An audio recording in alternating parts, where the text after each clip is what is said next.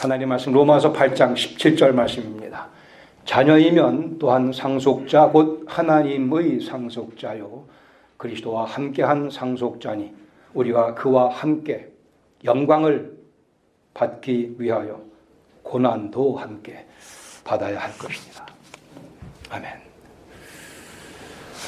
로마 제국을 창시했다고 할 수 있는 줄리어스 시저 기억하시죠? 그에게는 후사가 없었습니다. 아들이 없었습니다. 그러기에 그의 조카였던 아구스토라고 우리 한국 성경에 번역되어 있죠. 어거스터스를 양자로 입양했고 결국은 어거스터스가 줄리어스 시저의 길을 이어 로마 제국의 통치자가 됐고 아시는 것과 마찬가지로 첫 번째 공식적인 로마 제국의 첫 번 황제가 됐습니다. 입양 제도입니다. 사도 바울이 로마서를 쓰던 그 상황 가운데 입양이라고 하는 것은 굉장히 중요한 실제적으로 무게가 있는 그러한 제도였습니다. 심지어 노예였던 사람을 양자로 삼는다 하더라도 그 귀족의 모든 재산과 권위를 또 가문의 영광과 전통을 그대로 전수받습니다. 유산으로 그대로 물려받게 됩니다. 그러기에 어거스터스가 줄리어스 시저의 양자로서 로마 제국의 첫 번째 황자가 될 수 있었던 겁니다.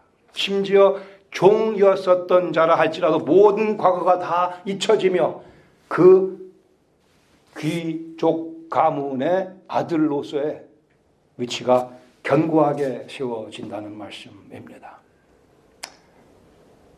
사도 바울은 우리가 그리스도를 믿는 우리가 하나님의 입양된 아들과 딸이라고 말씀을 합니다. 하나님의 양자라고 말씀합니다. 양자라는 표현을 쓸 수밖에 없는 것은 하나님의 아들 예수 그리스도는 존재론적으로 본질적으로 분리할 수 없는 성삼위 하나님의 아버지와 아들의 관계입니다. 그러나 우리는 피조물이기 때문에 예수님의 그 자리에 들어갈 수는 없고 현실적으로 그러나 하나님께서 우리를 양자로 삼으셨습니다.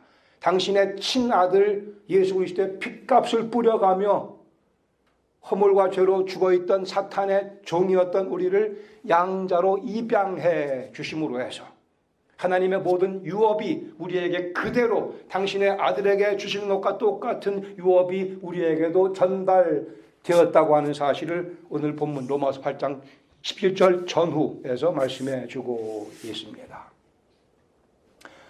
복음은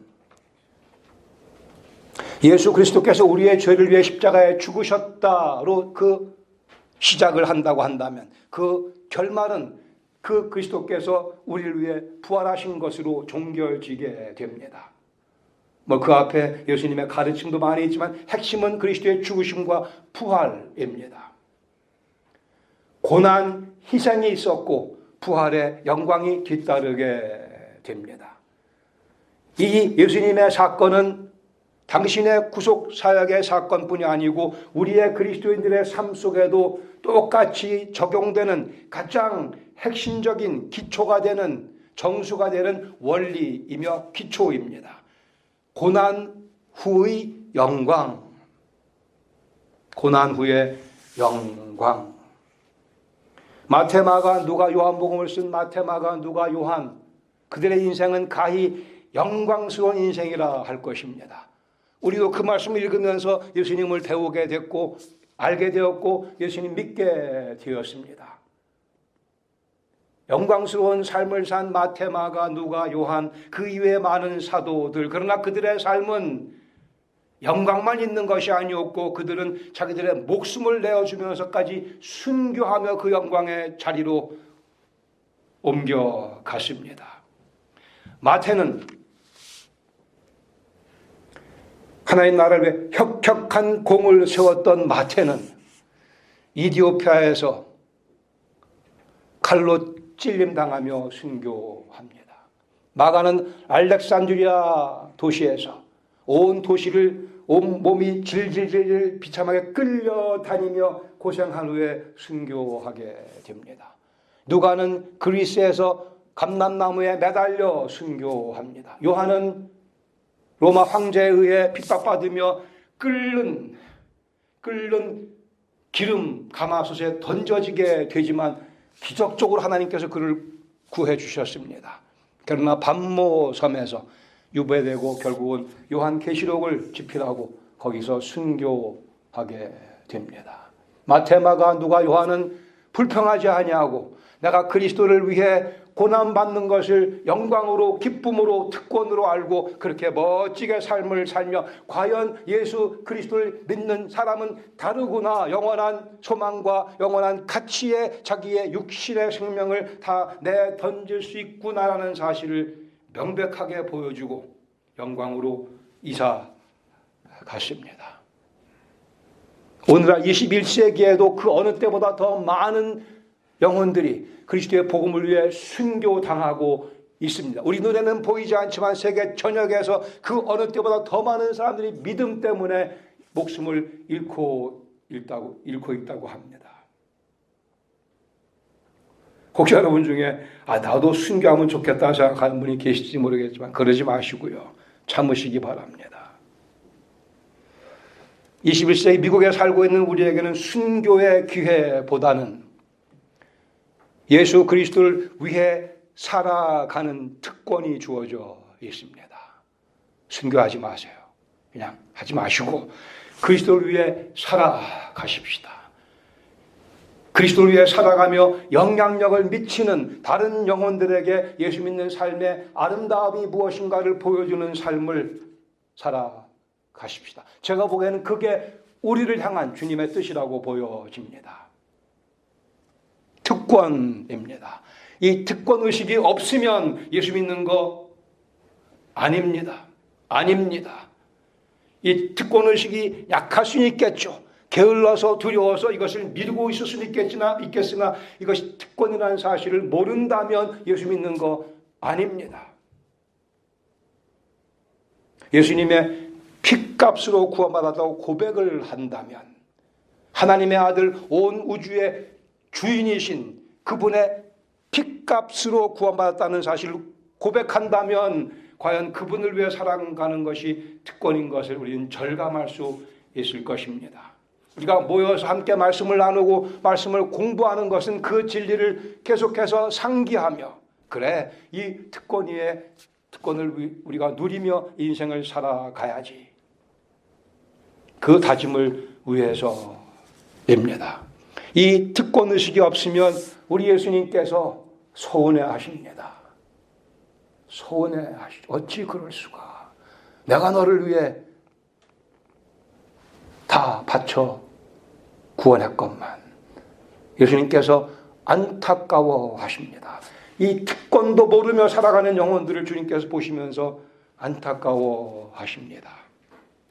오늘 본문 로마서 8장 14절 같이 보겠습니다. 첫 번째, 부인할 수 없는 우리 그리스도인들의 신분에 대해서 말씀합니다. 자녀이면 또한 상속자요 하나님의 유산을 물려받을 상속자라고 말씀합니다. 그 앞에 로마서 8장 15절에서 너희는 다시 무소하는 종의 영을 받지 아니하고 양자의 영을 받았으므로 우리가 아빠 아버지라 데디라고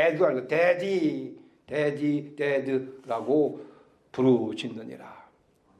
성령이 친히 우리 영과 더불어 우리가 하나님의 자녀인 것을 증언하시나니 이 시간 확인하시기 바랍니다. 성령께서 내 영과 더불어 과연 내가 하나님의 아들이고 하나님의 딸인 것을 증거하시는가. 나 자신을 바라보면 그 증거가 희미해집니다. 그리스도를 바라볼 때 그 증거가 분명해지며 성령님의 목소리가 더 명쾌하게 들려옵니다.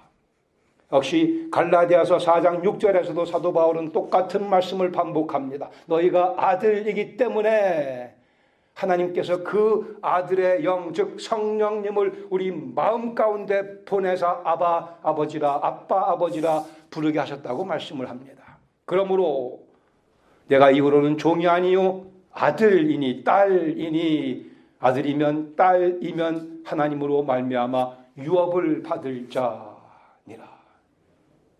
두 번째, 그러기에 분리할 수 없는 두 가지 일이 있습니다. 첫 번째로는 우리는 자녀인 동시에 그리고 그리스도와 함께한 상속자입니다. 하나님의 상속자요, 아들인 자녀면 상속자요, 또 하나님의 상속자요, 더 나아가서 그리스도와 함께한 상속자라고 말씀을 합니다. Co-heir with Christ. 그리스도와 fellow heir with Christ. 그리스도와 함께 후사된 자. 함께 후사라는 말씀의 의미는, 제가 제 형과 함께 아버님 재산을 상속받았다고 합시다. 함께한 후사 코에어는 이 상속받은 물건을 나 혼자 처리할 수가 없습니다. 항상 같이 소유하며 같이 처리할 수 있어요. 함께 묶여져 있다는 말씀이죠. 우리는 누구에게 묶여져 있다고요? 그리스도와 함께 묶여져 있다고 말씀을 합니다. 그리스도와 함께 묶여져 있다고 말씀합니다. 그리스도와 함께한 상속자요. 공동 소유. 나 혼자 처리할 수 없습니다. 인생을 향한 더 큰 자신감을 가지시기 바랍니다. 나는 그리스도와 함께 묶여져 있습니다. 분리할 수 없는 두 가지 또한 페어가 있어요. 그것은 그리스도와 함께 영광을 받을 것이며 또한 동시에 그리스도와 함께 고난도 받을 것이라고 말씀을 합니다. 우리가 그와 함께 영광을 받기 위하여 고난도 그와 함께 받아야 할 것입니다. 고난이 없는 영광이 없고 영광이 없는 고난이 없다는 말씀, 그리스도의 십자가가 있고 부활이 있고 부활이 있고 십자가 있는 것과 마찬가지로 그리스도의 삶 속에도 약속된 영광이 있는가 하면 우리에게 주어진 고난이라고 하는 특권도 있다고 성경은 말씀합니다. 이것이 복음의 핵심적인 요소입니다. 우리가 그와 함께 영광을 받기 위하여 고난도 함께 받으면, 원문은 그렇게 되어 있습니다. 우리가 그와 함께 영광을 받기 위하여 그리스도와 함께 고난도 함께 받으면 자녀요, 또한 상속자요, 곧 하나님의 상속자요, 그리스도와 함께한 상속자라고 말씀을 조건문으로 되어 있습니다. 그 말씀의 의도는 우리가 고난받고 살아가는 삶이 마땅한 영광을 경험할 사람의 모습이라는 의미입니다. 우리는 영광을 바라보며 살아가고 있습니다. 그러기에 오늘 이 땅에 살아가는 동안에 우리 삶 속에 고난이 보여져야 한다는 말씀입니다. 이 땅에서 그리스도로 살아가며 보여지는 고난은 우리가 경험하게 될 영광에 대한 증거입니다. 그 영광을 보는 사람만 이 땅에서의 고난을 기꺼이 찬양하며 겪어낼 수 있다는 말씀입니다. 잘 생각하세요. 우리가 받을 영광이 분명하기 때문에 이 땅에서 이런저런 고난 우리가 넉넉히 이겨냅니다.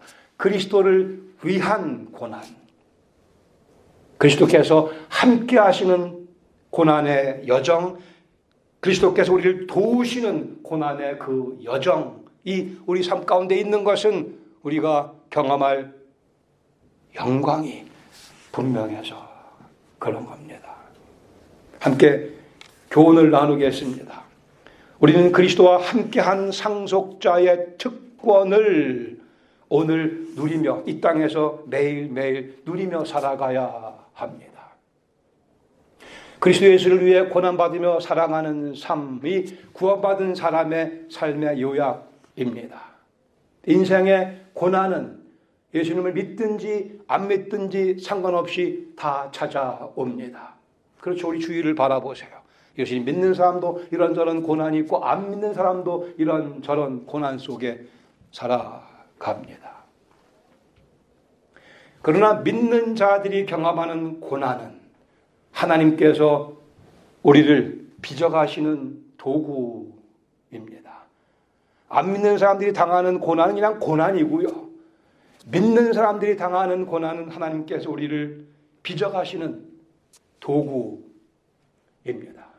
그 과정 가운데 고난을 보내기도 하시고 허락도 하시고, 고난을 통해 우리를 빚으신다고 하는 철칙, 피해갈 수가 없습니다.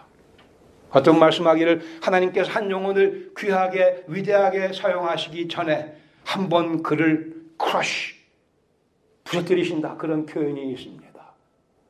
맞아요. 저는 근데 하나님 그렇게 안 하고도 그냥 귀하게 써주시기를 기도하지만 뭐 제 기도를 들어주실 수도 있고 아니다 이게 필요하다고 해서 우리 삶에 저런 고난을 보내기도 하십니다. 다시요, 누가복음 24장 26절에 그리스도가 이런 고난을 받고 자기 영광에 들어가야 될 것이 아니냐. 구약 성경의 요약입니다. 메시아가 고난을 받고 난 후에 당신의 영광으로 되돌아가실 것이라는 말씀이죠. 예수님께서 고난받으신 이유는 우리 죄 때문에 그러신 거예요. 당신이 잘못한 게 없으시죠. 우리 죄 때문에. 즉 망가진 인간사를 고쳐주시기 위해, 죽어있는 인간들을 살려내시기 위해 하나님의 아들 예수 그리스도께서 고난을 당하셨습니다. 그리고는 영광으로 가시며 우리를 데리고 그 영광으로 지금 향하고 계십니다. 다시요, 피할 수 없는 철칙. 왜요? 우리 죄 때문에 고난이 필수 불가결의 요소가 됐습니다. 그러나 하나님의 구원의 역사는 그 고난을 통해 당신의 아들이 우리를 영광으로 이끌어 가시는 그러한 계획이며 그러한 현실이며 오늘 진행되고 있는 역사이기도 합니다. 우리가 찬송 부를 때마다 피아노 반주가 있어서 얼마나 좋은지 모릅니다.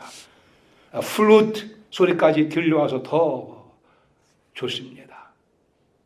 근데 플루트가 그냥 생각난 거 아니지 않습니까? 모든 목관악기, 모든 피아노 다 나무를 가공을 해서 그러한 작품들이 나온 겁니다. 깎이기도 하고, 플루트는 구멍이 뚫리기도 하고. 그때 나무 입장에서는 왜 나를 괴롭히냐고 얘기할 수 있겠죠.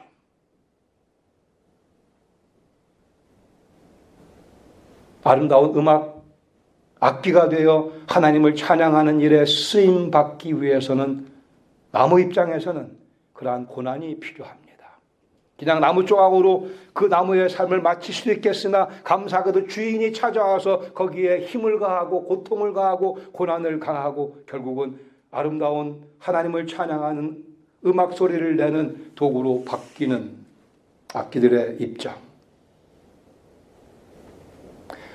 여러분들이 고난을 원치 않는다고 해서 고난이 찾아오지 않는 것 아닙니다.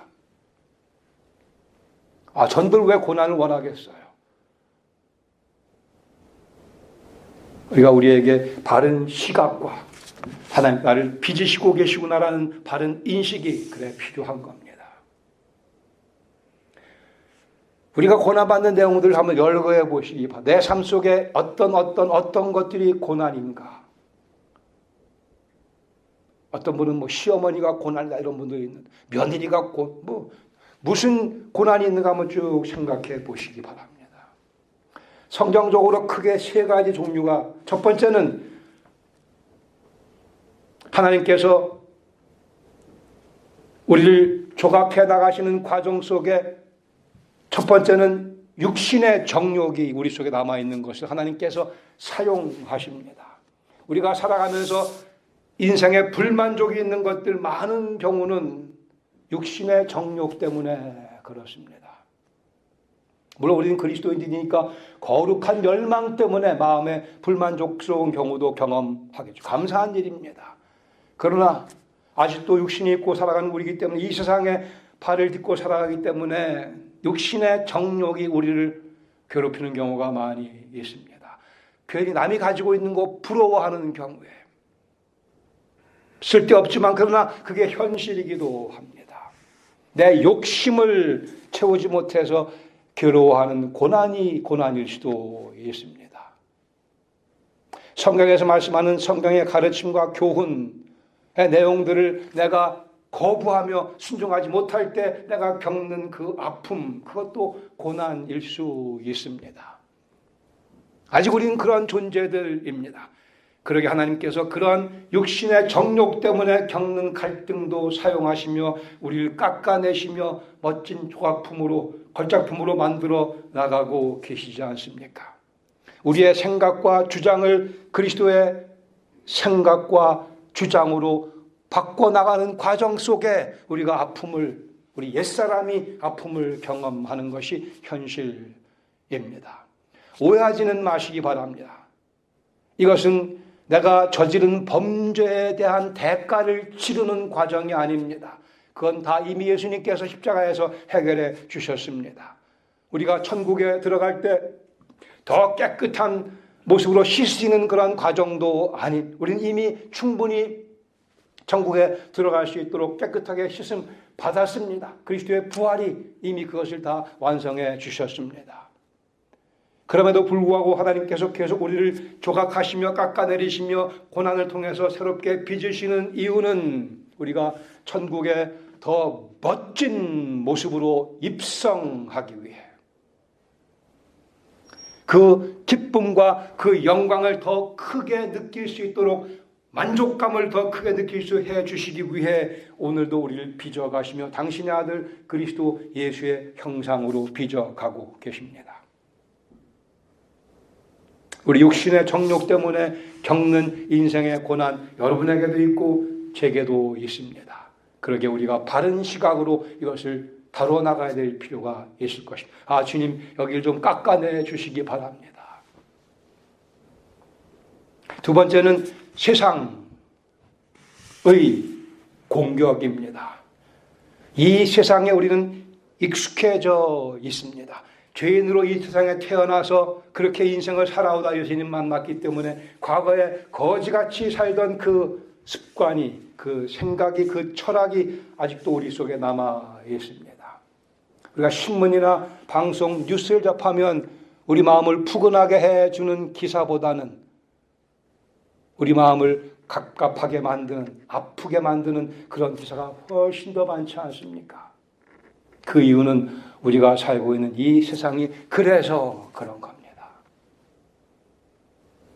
죄로 가득 찬 세상에 우리는 살고 있기 때문에, 그러기에 우리의 모습을 구별하는 그러한 자세가 필요합니다. 이 세상에서 예수님께서 가르치신 말씀대로 살면 손해를 보게 되어 있습니다. 예수님 위해 손해 보신 적 있으십니까? 이것이 우리의 겸손한 자랑거리가 되어야만 됩니다.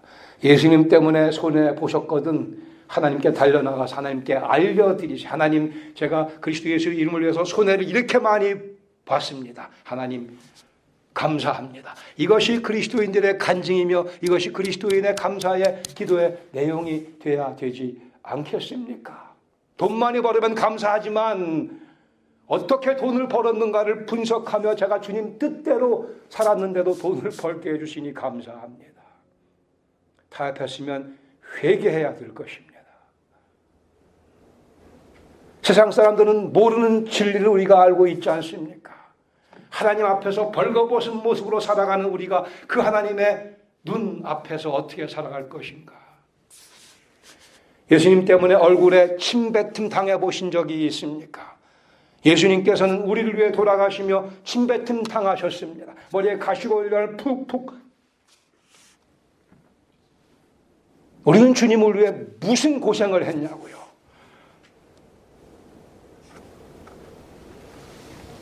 무슨 손해를 본 적이 있습니까?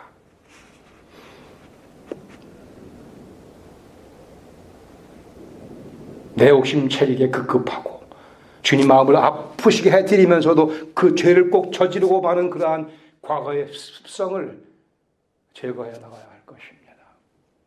디모데후서 3장 12절 말씀에 모든 그리스도 예수 안에서 경건하게 살고자 하는 자는 박해를 받을 것이라 그랬습니다. 하나님 말씀을 아니라고 부정하지만 누구든지 그리스도 예수 안에서 경건하게 살고자 하는 자는 박해를 받을 것이다. 즉 박해를 받지 않는 삶은 그리스도를 위해 경건한 삶을 추구하는 것이 아닐 가능성이 아주 많다는 의미일 것입니다. 이 땅에서의 삶이 너무나 행복하신 분들 경고드립니다.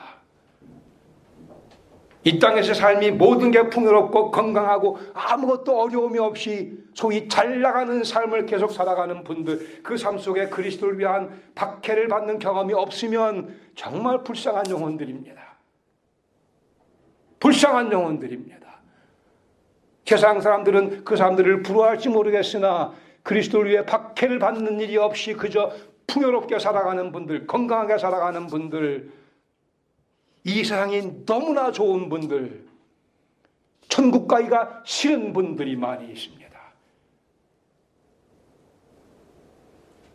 천국보다 여기가 더 좋다고 생각하는 분들, 여기가 좋사오니 하는 분들, 창피한 일입니다. 그리스도를 안다 고백한다면. 누구든지 그리스도 예수 안에서 경건하게 살고자 하는 바사는 핍박을, 박해를 받을 것이라. 피할 수 없습니다. 주님 뜻대로 내가 살려고 하다 보면 내 육신의 정욕을 내가 버려야 되는 아픔이 있고 세상을 본받지 않아야 되는 아픔이, 도전이 있고 그 과정에 이런 저런 손해를 승진발령해서 누락되기도 하고 재정적으로 많은 손해를 보기도 하고, 그러나 참된 그리스도인은 그러한 경험 가운데 주님, 제가 주님의 이름을 위해 감히 주님의 이름을 위해 박해를 받네요. 감사합니다. 세상이 줄 수 없는 깊은 감사와 찬양의 기도가 절로 나오게 될 것입니다. 세상이 너무 좋아 천국 가기가 싫어지는 그런 어리석음에 빠지지는 마시기 바랍니다. 세 번째는 사탄의 방해 공작이 계속되고 있기 때문이죠. 우리가 잘 되는 꼴을 보기 원치 않는 사탄이 때로는 질병도 갖다 주기도 합니다. 환경적인 어려움도 사탄이 가져다 주기도 합니다. 그러나 그 가운데서도 예수님 품 안에 우리 자신의 모습을 발견하며 나를 위해 싸우시는 예수님, 그 질병 속에, 그 악한 환경 속에, 그 어려움 속에 주님 품 안에 안겨 나를 위해 싸워주시는 예수님, 나를 응원하시는, 내게 힘을 북돋아 주시는 예수님을 경험하는 것이 사탄의 세력을 이기며 경건하게 살아가는 우리의 모습입니다. 우리는 예수님과의 의리를 지켜야 되죠. 의리를 지키시기 바랍니다. 예수님 그렇게까지 나를 위해 십자가에 고생당하시며 고난당하시며 침뱉음 당하시며 돌아가셨는데 내가 주님 편에 옆에가 있어야죠. 사탄의 편으로 발을 옮기지 말고 주님 편으로 가서 사탄과 대항하며 싸우는, 우리 가운데는 그런 경험하신 분이 안 계신 것 같지만 일제강점기 때의 친일파들 드라마에 보면 얼마나 얄미운지 모르겠어요. 일본 순사가 나온 그 일본 순사 정말 연기들 너무나 잘해. 정말 막 얄미워 죽겠어요. 근데 그때 친일파 하던 사람들, 반면에 독립군이 있잖아요. 많은 독립군들이 죽어갔습니다. 친일파들은 승승장구했고요. 어떤 면에 우리가 살아가는 현실하고 비슷하다고 보시죠. 세상의 공중의 권세 잡은 자가 세상을 쥐고 있으니까 그 친일파들이 득세해요. 우리 독립군입니다. 다음 주에 띠들고 오세요. 대한독립만세. 우리는 그리스도의 나라를 위해 이 땅에 살아가는 독립군들입니다.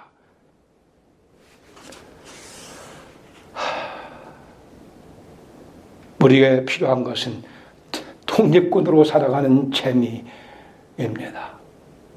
하나님의 은혜입니다. 나는 그리스도의 왕국을 위해서 이 땅에 파송받은 그리스도의 군사라고 하는 특권의식이 이 마음속에 철두철미하게 자리 잡아야 우리는 이 땅에서 그리스도 예수를 위해 재밌게 가치 있게 인생 살다가 주님 다시 오시는 그날 또는 주님께서 부르시는 그날 영광으로 이사가게 됩니다. 인도에서 한 선교사님의 경험입니다. 오랫동안 복음 전하다가 한 가정이 드디어 예수님 믿게 됐습니다. 선교사님 너무나 기뻤는데 그 주위 사람들이 다 그 가정을 저주하는 거예요. 너 신을 바꿨으니까 이 인도에 있던 그 수많은 신들이 너희 가정을 저주할 것이다. 이 가정이 약간 위축되기도 했죠. 근데 아니나 다를까 얼마 지나지 않아 그 집에 어린 아이가 아주 심한 병에 걸리게 됩니다. 열심히 기도를 했어요. 근데 그 아이가 죽고 말았습니다. 주위 사람들이 뭐라고 그래? 거 봐. 그 아이 환송 예배로 모였습니다. 아이는 죽었고 이 선교사님이 천국 복음을 힘있게 전했습니다. 결과로 많은 영혼들이 죽음 후에 부활의 소망을 깨닫게 됐고 예수님 믿게 되었다고 합니다. 그 가정은 예수님 믿어서 고난당한 거예요. 아들을 잃었으니까. 아들을 하늘나라로 보냈습니다. 그러나 그 아이의 어린 나이의 죽음이 그러나 더 많은 영혼들을 영원히 살리는 그런 일에 하나님의 귀한 도구로 쓰임 받은 거예요. 하나님께서는 다양하게 일하십니다. 우리는 성경적 가치관을 가지고 인생을, 죽음을, 이 땅에서의 삶을 바라보며 확신을 가지고 그런 삶을 살아가야 할 것입니다. 키에르케고르가 이렇게 얘기했습니다. 예수 믿고 살아가는 삶은 마치 한 도적이 한밤중에 한 가게에 들어와서 그 가게에 있는 많은 상품들의 가격표를 뒤죽박죽으로 막 바꿔놓은 것과 같다 그랬습니다. 5,000불짜리 귀한 옷을 거기에 10불짜리를 붙여놓고 싸구려 5불짜리 상품에 5,000불을 붙여놓고 뒤죽박죽으로 바꿔놓은 예수 믿는 삶은 하나님께 당신의 아들을 보내셔서 뒤죽박죽 되어 있던 가격표를 제대로 바꿔놔 주시고 우리도 제대로 가치를 지불하며 살아가도록 해 주신 것입니다. 그러기에 우리의 시각과 예수님 모르는 사람들의 시각은 엄청난 차이가 있을 수밖에 없습니다. 그들은 5,000불이라 5만 불이라 하지만 우리가 보기에는 5불도 안 되는 것들이 너무나 많이 있거니와 그들은 3불밖에 안 되네 얘기할 수 있겠으나 우리가 보기에는 5만 불보다 더 비싼, 더 귀한 한 영혼의 가치가 얼마이겠습니까?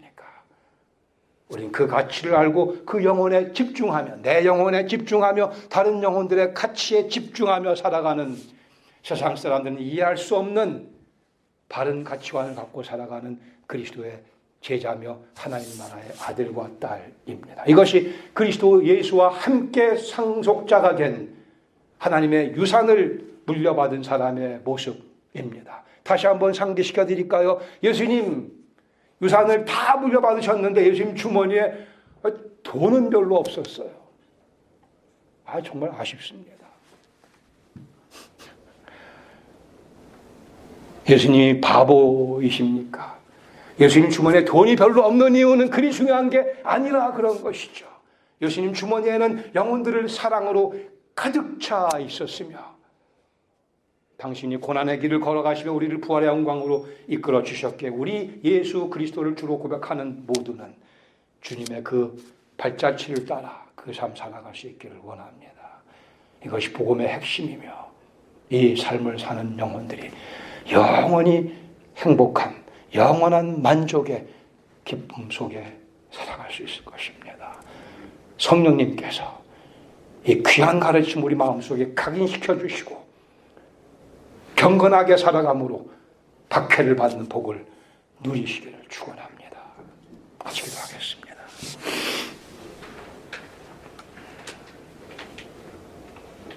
예수님의 순환과 부활, 고난과 영광, 우리 삶도 마찬가지입니다. 다르다 얘기할 수 없습니다. 그러나 그 고난을 받으면서도 기뻐할 줄 아는 지혜와 능력을 동시에 공급해 주십니다. 겸손한 자신감으로 This is how we should live. 이게 우리가 살아가야 될 마땅한 길인 것을 확신시켜 주시며 살게 해 주십니다. 이 초청에 한 분도 예외 없이 기꺼이 응하시며 주님 저를 그렇게 사용해 주시옵소서. 아버지 하나님, 이 진리를 성령님께서 저희들 하여금 깨닫게 해주시며 이 진리를 살아감으로 친혈학하시는 하늘의 기쁨을 이 땅에서 마음껏 누릴 뿐 아니고 이 귀한 가치관을 전하며 다른 영혼들의 삶을 그렇게 변화시키는 도구로 저희를 써 주시옵소서.